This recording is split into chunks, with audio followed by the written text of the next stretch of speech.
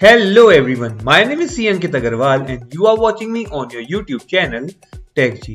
New income tax act 2025 आखिर introduce होने वाला है। न्यू इनकम टैक्स एक्ट का पीडीएफ तो सबके पास होगा ही, मैंने भी थोड़ा थोड़ा न्यू इनकम टैक्स पढ़ना शुरू कर दिया है। तो इस न्यू इनकम टैक्स को रीड करने में जो डिफरेंसेस मुझे नजर आए वो मैं आप लोगों के साथ डिस्कस करना चाहता हूं। तो ज्यादा वक्त ना लेते हुए शुरू करते हैं आज का ये वीडियो, और हाँ, चैनल को लाइक और सब्सक्राइब करना ना भूलें।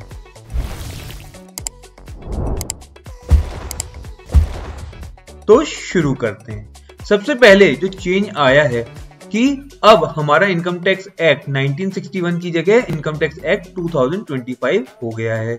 यानी कि अब हमें पुराना 64 year old income tax rule पढ़ने की कोई जरूरत नहीं है।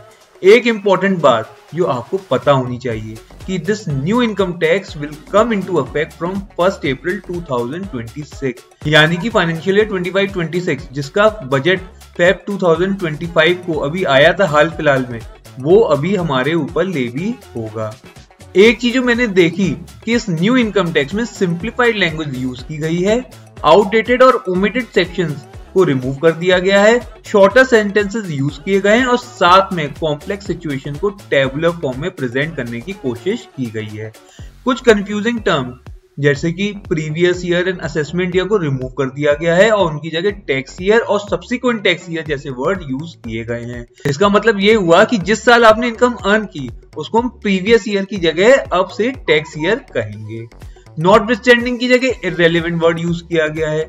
और हाँ, 5 हेड्स ऑफ इनकम वैसे के वैसे ही है, यानी कि अभी भी हमको अपनी इनकम 5 कैटेगरीज में डिवाइड करनी है, जैसे कि salary income, house property income, business income, capital gain income and income from other sources. एक चेंज जो देखने को मिला वो ये है कि पहले 298 sections were divided into 52 chapters, मगर अब 536 सेक्शन को डिवाइड करा गया है 23 चैप्टर्स में।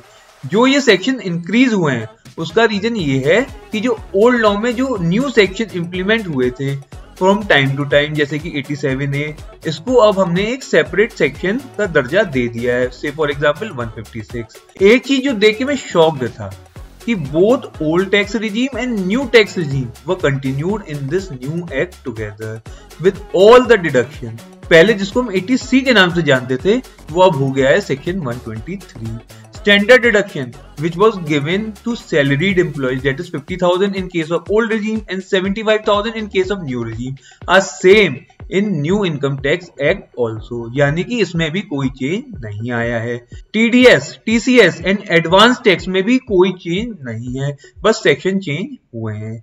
ITR filing, rectification provision, appeal, penalty and prosecution के प्रोविजन में भी कोई चेंज दिखाई दे नहीं रहा। सेक्शन नंबर चेंज हो गए हैं, जैसे कि रेक्टिफिकेशन का सेक्शन 154 हो गया 287, बेस्ट जजमेंट का जो सेक्शन 144 था वो बन गया 271, और हम सबका प्यारा section 139 for filing income tax return अब हो गया है सेक्शन 263। HUF यानी कि हिंदू अनडिवाइडेड फैमिली के कंसेप्ट को भी न्यू रिजीम में कंटिन्यू किया गया है। सेक्शन 10 जो एग्जेम्प्ट इनकम से डील करता था इज नाउ सेक्शन 11, और इसके सारे प्रोविजन इनकम टैक्स के एंड में शेड्यूल के फॉर्म में ट्रांसफर कर दिए गए हैं। एक चीज जो अच्छी देखने को मिली कि सैलरी चैप्टर में जो कंफ्यूजिंग प्रोविजंस थे, that is related to standard deduction, gratuity, perquisites, etc., are now being presented in table format at one place. तो फाइनल कंक्लूजन क्या निकला? In my opinion, मोटा मोटा this new act will be treated as old wine in new bottle.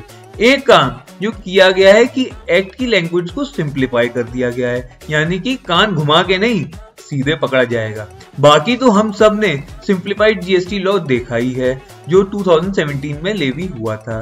एक चीज जो मैंने अपने एक्सपीरियंस से देखी है कि सिंपल लैंग्वेज में लिखने से काफी बार लॉ का इंटेंशन डेविएट हो जाता है और उसको ठीक करने के लिए सीरीज ऑफ अमेंडमेंट लाने पड़ जाते हैं। तो मैं उम्मीद करता हूं कि आपको मेरा वीडियो अच्छा लगा होगा। वीडियो को ज्यादा से ज्यादा शेयर करें ताकि और लोग इसका बेनिफिट ले सकें। वीडियो को लाइक और सब्सक्राइब करना ना भूलें। मैं फिर मिलूंगा एक और नई वीडियो के साथ। Till then, thank you and stay connected.